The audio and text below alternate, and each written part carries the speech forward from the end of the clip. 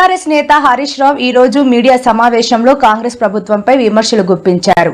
Mini అంగన్వాడీలకు పెంచిన జీతాలను తక్షణమే విడుదల చేయాలి. కాంగ్రెస్ ప్రభుత్వం రాజకీయ ప్రయోజనాల కోసం చూస్తుందే తప్ప కార్మికుల కష్టాలను పట్టించుకోవడం లేదు. పెండింగ్ లో ఉన్న వేతనాలు, పెన్షన్లను వెంటనే చెల్లించుకుంటే పోరాటం ఉధృతం చేస్తామని ఆయన హెచ్చరించారు.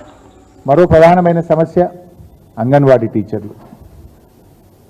ఒకవైపేమో 1వ తారీఖే జీతం ఇస్తున్న ప్రభుత్వం అని మీరేమో గప్పాలు కొట్టుకుంటున్నారు. అంగన్వాడీ టీచర్లేమో రోడ్డెక్కుతున్నారు.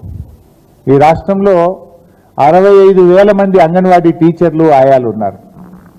ఈ 65,000 మందికి 2 నెలల నుంచి జీతం రాలే. 2 నెలల నుంచి జీతం రాక అంగన్వాడీ టీచర్లు, ఆయాలు ఆందోళన చెందుతా ఉన్నారు. జీతాలు కట్టుకోలేక స్కూళ్ళు స్టార్ట్ అయినాయి. పిల్లలకు పుస్తకాలు కొనియాలి, బట్టలు కొనియాలి, ఫీజులు కట్టాలి. మా జీతాలు రావడం లేదని బాధపడుతున్నారు. అంగన్వాడీ టీచర్లను వివిధ రకాల పనులు చెప్పి వేధిస్తూ ఉంది ప్రభుత్వం. మీరు ఇంటింటికి పోయి నల్లా సర్వేలు చేయండి, ఇంకో చేయండి, మీరు థంబ్ ఇంప్రెషన్ పెట్టండి. ఇలా అంగన్వాడీ టీచర్లను ఉసురు పోసుకుంటున్నారు, ఇబ్బంది పెడుతున్నారు.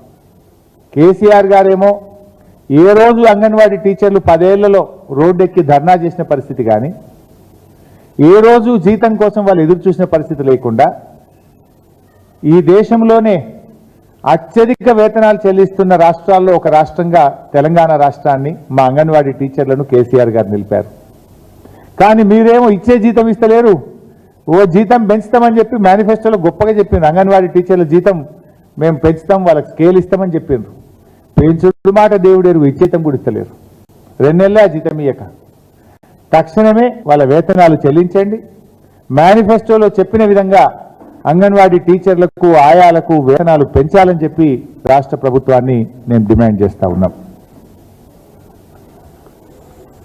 ఇకపోతే నేడు మీడియా ప్రతినిధులతో మాట్లాడిన ముఖ్యమంత్రి చంద్రబాబు